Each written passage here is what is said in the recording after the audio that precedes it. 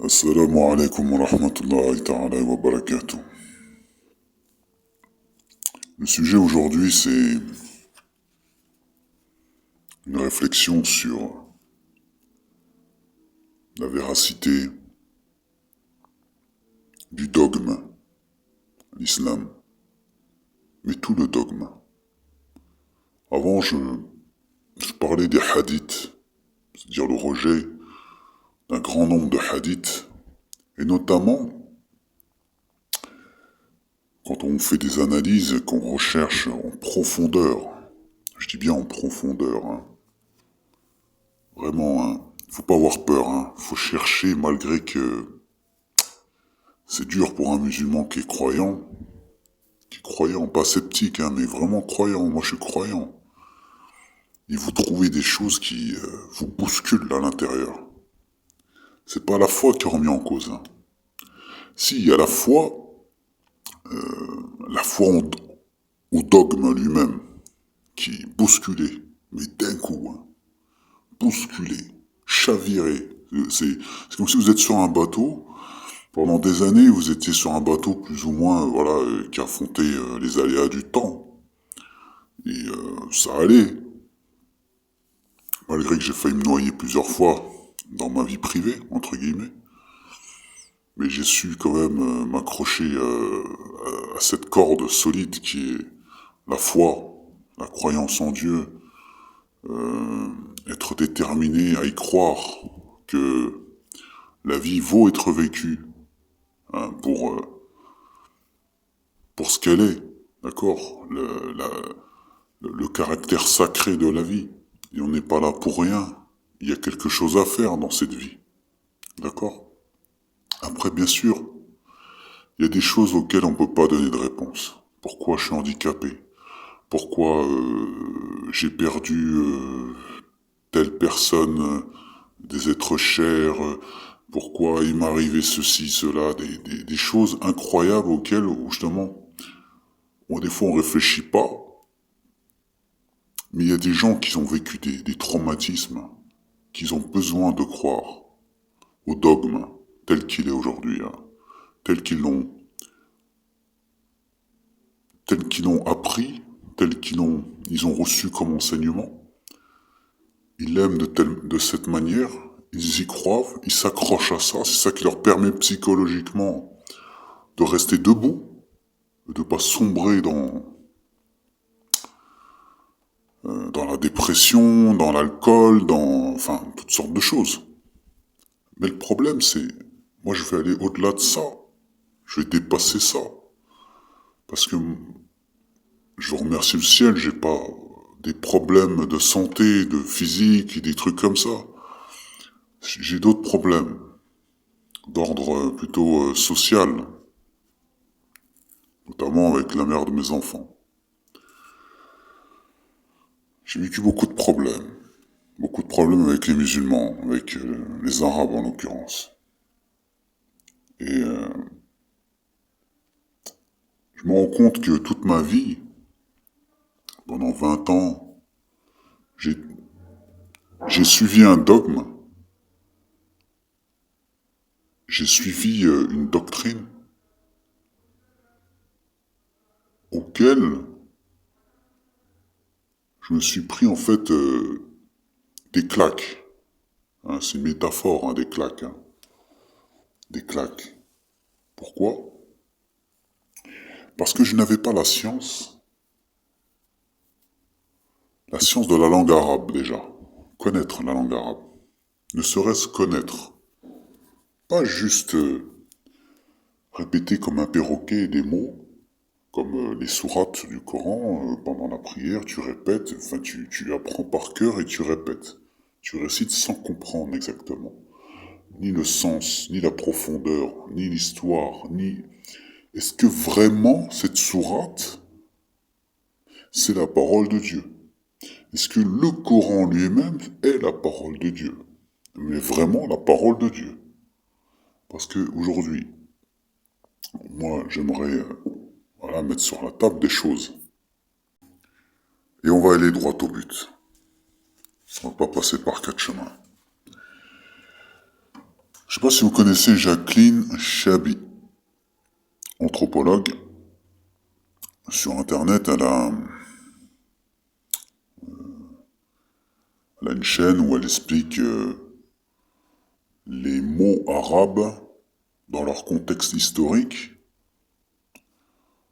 et dans leur étymologique, c'est-à-dire la science de leur origine, l'explication, le sens. L'anthropologue fait un travail sur, c'est un historien, sur l'histoire du mot, l'histoire du texte. Et non, ne suit pas le courant religieux, n'est pas dans la croyance, n'est pas dans le dogme. C'est un scientifique, entre guillemets. La science des termes, la science des mots, la science du peuple. Comment vivait ce peuple arabe au 7e siècle? Comment transmettait-il leur savoir, leur connaissance? Voilà. Donc elle fait un travail comme ça. Je vous invite à la suivre, juste par curiosité, vous allez voir. Et bien sûr, toutes les informations que vous obtenez, suite à ces informations auxquelles vous allez prendre, d'accord, hein, et que vous allez enregistrer dans votre mémoire, comme un étudiant, prenez des informations et vérifiez-les. Même si cette femme est une personne de confiance, hein, par rapport à son travail, qui est reconnu, il faut toujours vérifier. L'erreur est humaine, on peut toujours faire des erreurs. D'accord? Ce n'est pas une remise en question en doute, mais c'est juste... voilà. Et surtout le sujet de Nasra. Nasra. L'abrogation. Ça, l'abrogation dans le Coran. C'est-à-dire des versets qui ont été ordonnés par Dieu et ensuite qui ont été abrogés soit par Dieu lui-même, par un autre verset du Coran, ou par les ulama, c'est-à-dire les hommes de science, les hommes des religieux qui ont la science, hein, des textes religieux, qui abrogent, hein, un verset du Coran, parce que voilà le contexte de la société actuelle, de leur société dans laquelle ils étaient confrontés à un problème, remettaient en question un verset du Coran, malgré que, voilà, Dieu dit que, enfin le Coran dit, dans la sourate 19, verset 27, et récite ce qui t'a été révélé du livre de ton Seigneur. Nul ne peut changer ses paroles, et tu ne trouveras en dehors de lui aucun refuge. Ça, c'est pour signaler à ceux qui parlent, qui discutent, hein, qui font des débats sur l'abrogation dans le Coran, ou un hadith qui peut abroger certains versets du Coran, cette ayat, ce verset du Coran vient de remettre en question toute votre croyance. D'accord? Même le fait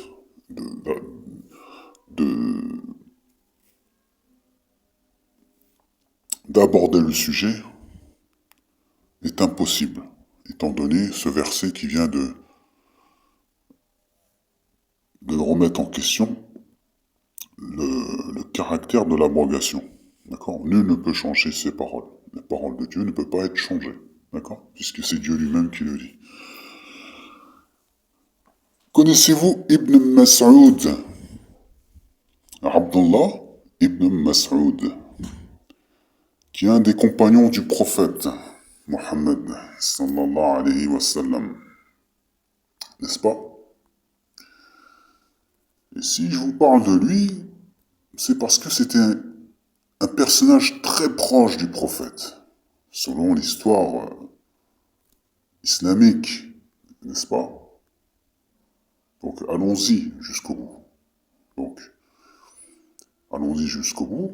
Et je vais vous décrire qui était Abdallah ibn Mas'ud. C'est important, parce que le sujet va tourner autour de ça, de ce qu'il va dire lui, et ce qu'il représente, et les hadiths, puisque les hadiths font partie de la sunna, d'accord, des sunnites, du dogme sunniste.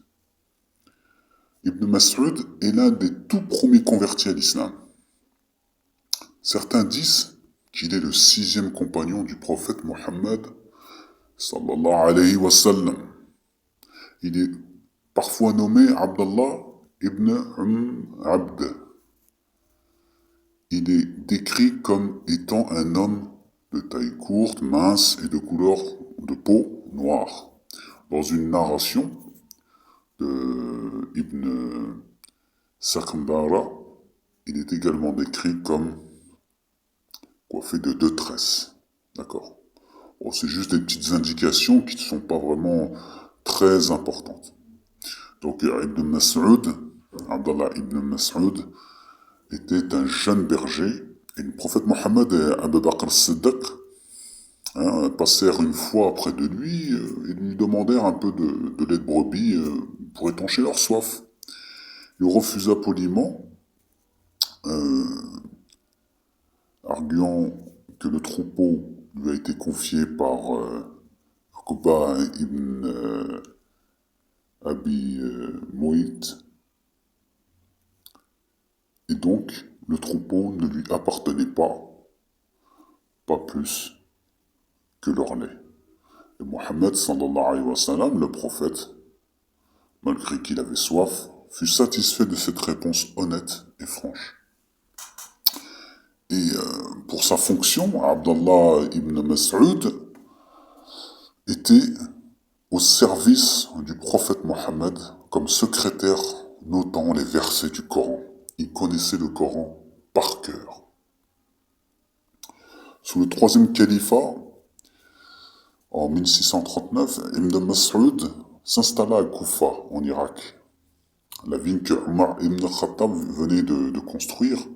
Il enseigna la religion et la compréhension de la loi islamique. Il est même rapporté que Omar ibn Khattab s'exclamait en disant que je vous ai donné la priorité sur moi en vous envoyant Abdallah ibn Mas'ud, qui était l'un des plus grands disciples du prophète Mohammed sallallahu alayhi wa sallam. Et le prophète, Ibn Mas'ud, donc il est mort en 650 ou 653, en tout cas vers ces années-là, sous le califat de Othman.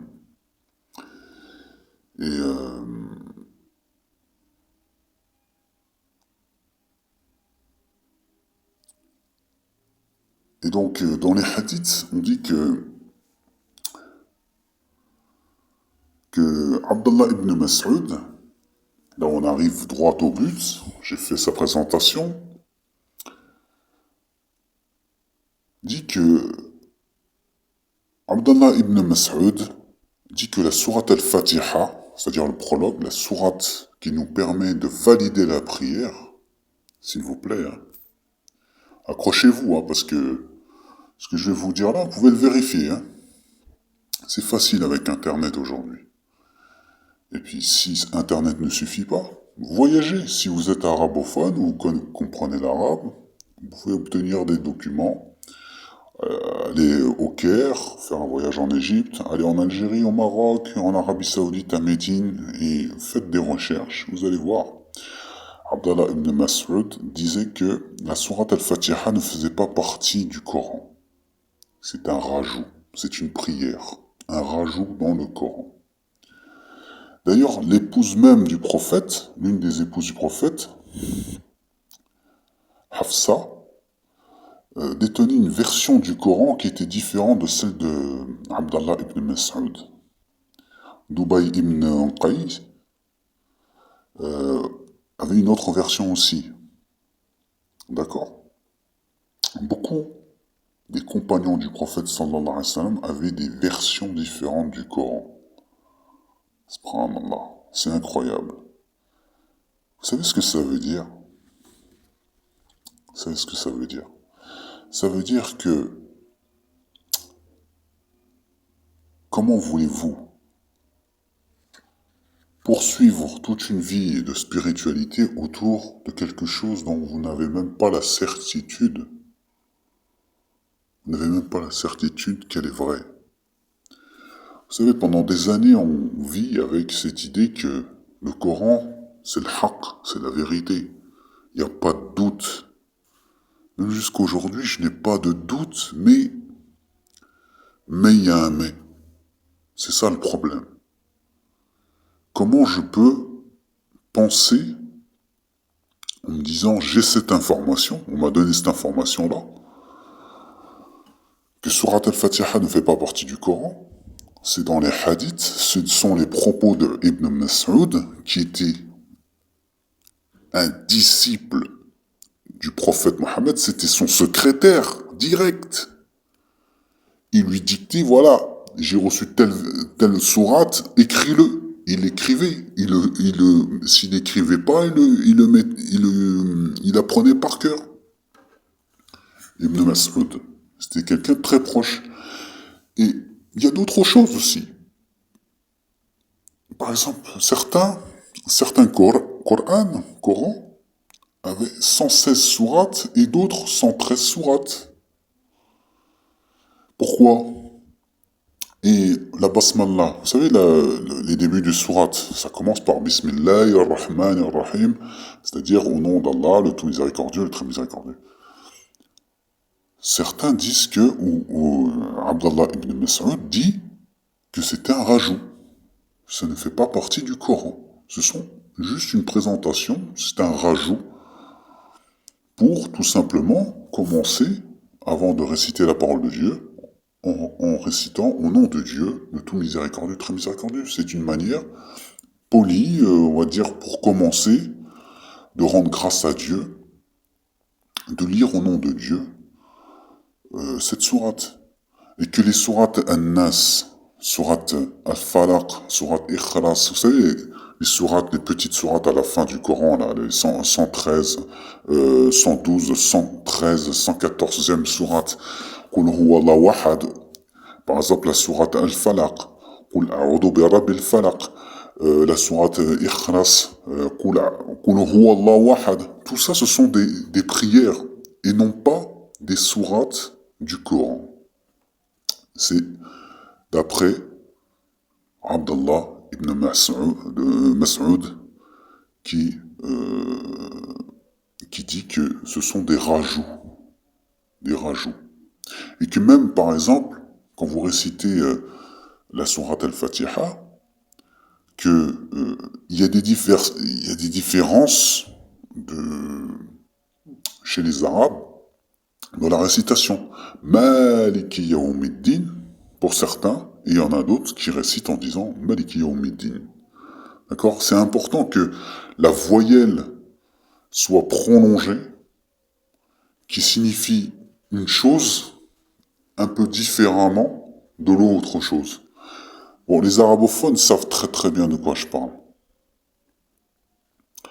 Et puis, voilà, il y a beaucoup de sujets autour de cette problématique, n'est-ce pas? Les Arabes parlaient, vous savez, au 7e siècle, les Arabes parlaient 7 dialectes, d'après les anthropologues, les historiens, même musulmans. Hein. 7 dialectes. Vous imaginez, 7 dialectes. C'est pour ça que le 4e calife, Othman, a brûlé 6 parmi les 7 qui ont été écrits, les 7 versions coraniques. Parce que comme il y a 7 dialectes, donc il y a 7 dialectes arabes différentes. Et donc la version que Othman a gardée et les 6 autres, il les a détruits, il les a brûlés, c'est la version de Quraysh. La version de celle qui vient directement du dialecte de Quraysh. Hein, comment dire, la tribu de la Mecque, là où est né le prophète, alayhi salatu wassalam. Othman a demandé à tous les grands chirs, hein, de lui transmettre le Coran, hein. Il voulait transmettre tous les Corans qui ne sont pas de la version Quraysh. Et d'ailleurs, Abdallah ibn Mas'ud ne voulait pas remettre sa Vulgate à Othman, le quatrième calife. On a fini par même l'expulser de la mosquée quand on lui a demandé, et on lui a cassé 2 côtes. Et ça sous l'ordre du califat. Sous l'ordre du calife. C'est incroyable. Si je vous dis par exemple Ubay qui ajoute 2 versets liturgiques à sa Vulgate, c'est-à-dire sa version du Coran, Al-Khawarij, les Kharawij, les Khawarij disent que la sourate Youssouf ne fait pas partie du Coran, par exemple. Ça vient de la Bible. C'est vrai qu'elle est quasiment... C'est la même histoire que vous retrouvez dans la Torah, la sourate Youssouf. Mais est-ce que c'est vrai? Est-ce que tout ça, ce sont des histoires?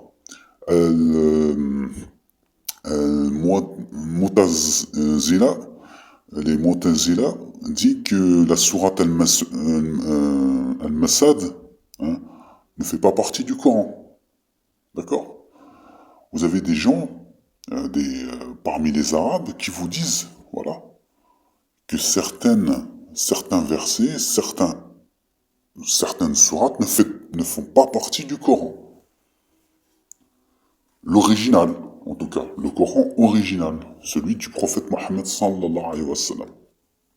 D'accord? Donc, ça c'est pour qui pourquoi je donne cette information-là? Je parle de Ibn Mas'ud. Ce sont des hadiths qui parlent de ça. Ce sont les historiens musulmans, les historiens, les ulama, comme on dit, les savants musulmans, les docteurs en religion, les 4 écoles musulmanes, hein, les Hanbalites, les Shafi'ites, les Hanafites, les Malikites, etc. Si je me trompe pas, pardonnez-moi, je suis pas un expert dans tout ça, mais qui on doit suivre?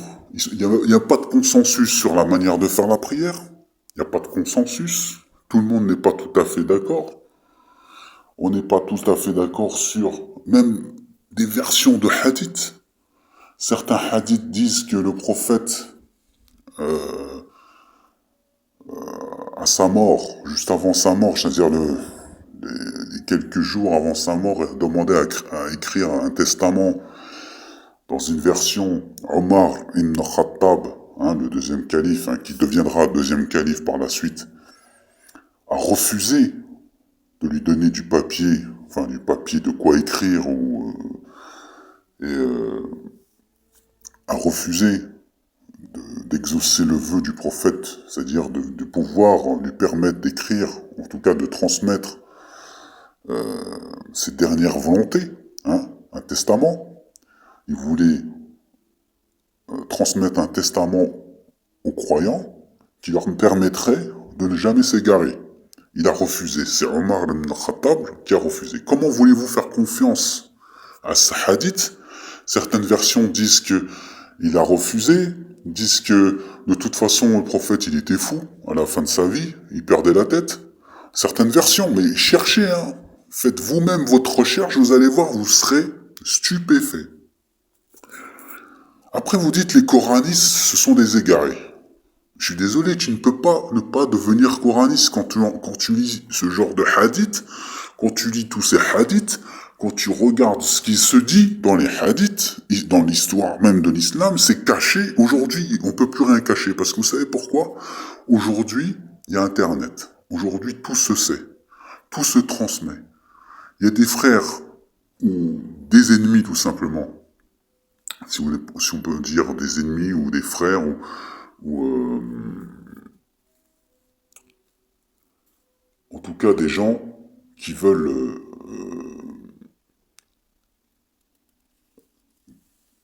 qui veulent donner une mauvaise image de l'islam, n'hésite pas à jeter sur la toile, sur Internet, des informations, voilà, hein, des gens qui veulent attaquer l'islam, vont chercher des hadiths qui n'ont jamais été traduits en français ou en anglais, en tout cas dans une langue occidentale. Ils ont traduit et ils te mettent la version, la traduction, et ils te mettent même la version originale. Ils te sortent le document en PC, en PDF, tu peux le télécharger et faire ta recherche toi-même de l'interprétation, de la traduction, tout ce que tu veux. Tu peux faire vraiment un gros travail. Il n'y a plus rien, tout se sait, plus rien n'est caché. Et le voile, il tombe. T'as des grands chirs, des docteurs en religion, des exégèses, en Arabie Saoudite, à la télévision. J'en ai vu, hein. C'était traduit en français, qui disait que ils se remettaient en question et quand ils cherchaient à trouver des réponses à leurs questions, on leur disait ne cherche pas à savoir. On l'interdit de fouiller. Pourquoi? Parce que ça mettait en danger tout le dogme. Et aujourd'hui, le dogme, il est à 2 doigts de s'écrouler. Vous imaginez? Moi, j'ai détruit ma vie. J'ai détruit ma vie à cause d'un... Pas le dogme en lui-même, lui m'a rien fait le dogme, mais c'est les gens qui pratiquent ce dogme, qui ont le cœur mauvais, le cœur qui brûle de haine, qui te disent, voilà, l'amour, ça n'existe pas dans l'islam. L'islam, c'est tu dois te marier parce qu'il faut te marier. Il faut faire des enfants. Tu fais des enfants et c'est tout, ferme ta bouche, cherche pas à comprendre. L'amour, c'est pas pour toi, c'est ni pour elle. D'accord? L'amour, c'est que pour Dieu. De toute façon, tu crèves. Tu vas pas vivre longtemps, tu vis une vie, peu importe. Après la vie, c'est l'akhira, comme ils disent. C'est l'au-delà. On n'a pas à s'attacher à la vie. On n'a pas à perdre de temps avec l'amour, avec des sentiments. Voilà, c'est ça qu'on m'a enseigné, que j'ai entendu. Que Oxim Billah, hein, je vous jure que les Arabes me l'ont dit. Les Maghrébins. Certains m'ont dit. Voilà. Pourquoi tu te casses la tête avec ta femme en cherchant des sentiments, c'est-à-dire l'amour? Vis pour le dogme. Vis, lève-toi le matin, fais la prière, cherche pas à comprendre, va travailler, ramène de l'argent, faites le hajj, faites le ramadan, faites des enfants, enseignez le Coran à vos enfants, les hadiths. Qu'est-ce que tu te casses la tête avec l'amour, je sais pas quoi. Oui, il faut que ta femme ne va pas coucher à droite à gauche avec des hommes. Il faut que toi aussi tu sois propre, sinon c'est le divorce. Et il y a des trucs comme ça. Enfin bref. Et peu importe. Voilà. Il faut s'entendre pour l'intérêt religieux. Voilà. L'amour, ta personnalité, ce que tu ressens, tes sentiments, ça vaut rien. Tout ce qui compte, c'est le dogme. Voilà. Cherche pas à comprendre. Prends soin de ta mère et de ton père. Écoute ton mari. Ou l'homme pareil, c'est-à-dire ta femme, c'est tout. Si elle n'est pas parfaite, c'est pas grave, mais tu dois rester avec elle. C'est ta femme. Tu lui donnes son droit. Toi, bah, c'est tout. Travaille, construis la maison au bled, fais le hajj, prends soin de tes parents, c'est tout. La vie, c'est ça. Il n'y a rien d'autre. T'as pas à t'amuser parce que ça c'est les kafirs, c'est les kuffars. T'as pas à aller faire la fête, des trucs comme ça. La joie, la bonne humeur, c'est quand c'est le ramadan, c'est les Eid. D'ailleurs les Eid, hein, ça veut dire la fête en arabe. Eid, tu trouveras pas le mot Eid dans le Coran. Ça n'existe pas. c'est que les hadiths qui parlent de, soi-disant, une fête religieuse, qui invoquent le terme d'une fête religieuse consacrée à la fin du Ramadan et un pèlerinage. Des remises en question dans tout le dogme. Tout le dogme. On va te sortir des versets, on va te sortir ceci, on va te sortir cela. Mais tout le dogme, il est remis en question. Tout le dogme. Par contre, il y a une seule chose que je peux pas remettre en question. Et là, c'est individuel. Là, c'est plus fort que le texte lui-même. La remise en question du texte. Est-ce qu'il est authentique ou pas? Que ce soit les chrétiens qui viennent me dire, voilà, bah tu vois, toi-même tu viens de dire que ça va pas dans l'islam. Donc reviens au christianisme. Non, jamais je pourrais revenir au christianisme. Pourquoi? Parce que la Torah lui-même démonte le christianisme. Tout simplement. Parce que si vous dites que le Coran est arrivé après la Bible, ben moi je vais vous dire que la Torah est venue avant l'évangile. Et que c'est la Torah qui prévale sur l'évangile. C'est pas l'évangile qui va corriger la Torah, c'est la Torah qui corrige l'évangile. Si l'évangile ne va pas dans le sens de la Torah, donc l'évangile est faux. Comme le Coran est faux. Si elle va pas dans le sens de la Torah. Et le Coran va dans le sens de la Torah à partir du moment où le Coran dit de lui-même qu'il est quoi? Qu'il est un rappel. C'est un rappel. Là-dessus, j'y crois.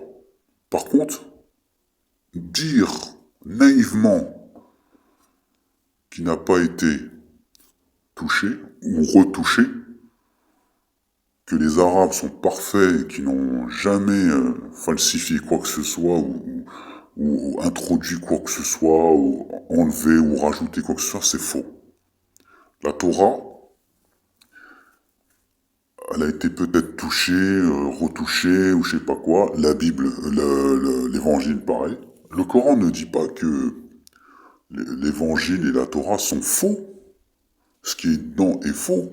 Il dénonce les gens qui démontent des versets de Dieu pour faire comprendre aux gens quelque chose qui à la base ne veut pas dire, déforme le sens même de ce que Dieu a voulu dire, ou a dit tout simplement. Dieu a dit une chose et eux ils ont déformé le sens de ce que Dieu a dit. Comme dire que Dieu c'est le Père.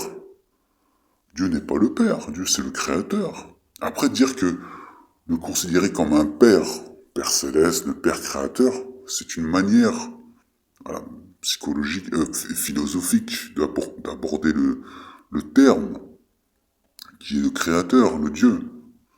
Comme mon papa, c'est lui qui m'a créé. Mais est-ce que c'est lui qui m'a créé comme étant le créateur du ciel, de la terre, de la vie qui nous entoure? Non, mon père, c'est juste un être humain qui, qui a fait la cause, mais qui ne détient pas la puissance de la forme de la création, c'est-à-dire de créer des choses en prononçant un mot, comme un magicien. Non. Voilà. Tout le dogme est remis en question.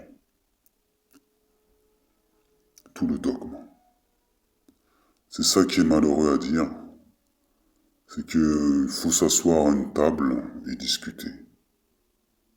Discuter du dogme. Car une remise en question sur même les versets du Coran, les hadiths, ça c'est indiscutable. On ne peut pas prendre au premier degré tous les hadiths. Le Coran peut venir absolument de Dieu, parce que Dieu fait ce qu'il veut. Si les chrétiens disent ouais, ben le Coran ne vient pas de Dieu parce que il n'en parle pas dans l'évangile. Mais Dieu il fait ce qu'il veut. Si Dieu veut envoyer un message là aujourd'hui maintenant, et avec un homme, il a choisi un hindou par exemple, ou il a choisi un amérindien pour transmettre un message, mais t'es qui toi pour dire que je suis pas d'accord? Mais Dieu il fait ce qu'il veut. Il veut prendre un Esquimau au pôle Nord pour lui transmettre un nouveau Coran. C'est-à-dire le mot en arabe c'est Coran, mais dans sa langue, chez l'Esquimau, ça voudra dire autre chose. Et ben, toi, tu vas remettre en question la volonté de Dieu. Si Dieu, il va envoyer un message, il fait ce qu'il veut. Il fait ce qu'il veut. Et toi, t'es pas d'accord. Parce que non, ça remet en cause ton dogme. Mais si ton dogme, il est faux, si Dieu, il envoie un message là maintenant pour dire, vous informer que vous êtes dans l'erreur, il te dit pas que tout est faux. Il te dit oui, c'est vrai, j'ai envoyé un évangile, j'ai envoyé la Torah. Le peuple juif était le peuple préféré de Dieu. Il le confirme dans le Coran.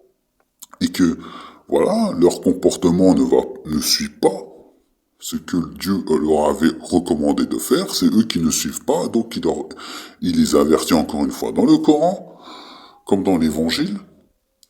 Et le Coran dit que Jésus est un prophète comme tous les autres, et non pas un Dieu. Dieu est unique, la Torah le dit bien, hein. La Torah a dit « Ô Israël, le Seigneur ton Dieu est l'unique Seigneur. Tu n'adoreras pas d'idole qui a la forme d'un animal qui vit dans le ciel, sur la terre, de forme quelconque, qui vit sous la terre, dans la mer. Donc tu n'as pas à adorer des idoles d'une forme quelconque. Dieu, il est unique, on ne doit pas imaginer sa forme.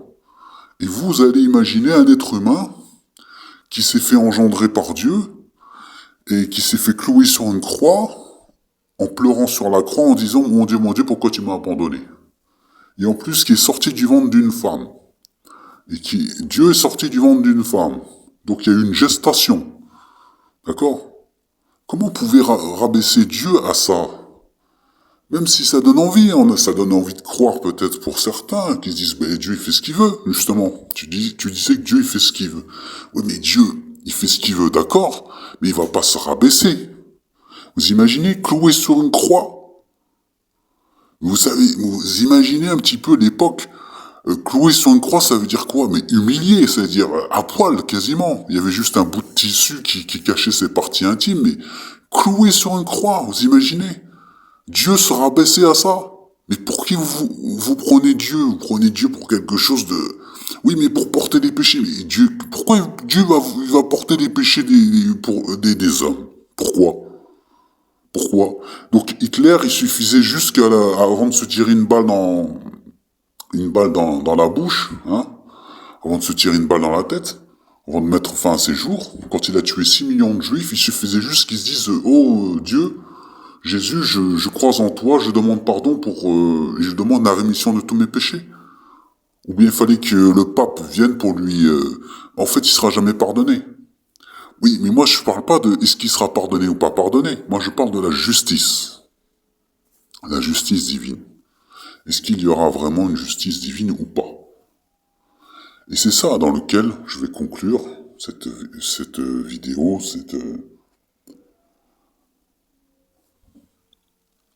ce sujet. C'est que malgré qu'il y a dans tous les dogmes, hein, c'est-à-dire dans le judaïsme, hein, il y a des problèmes,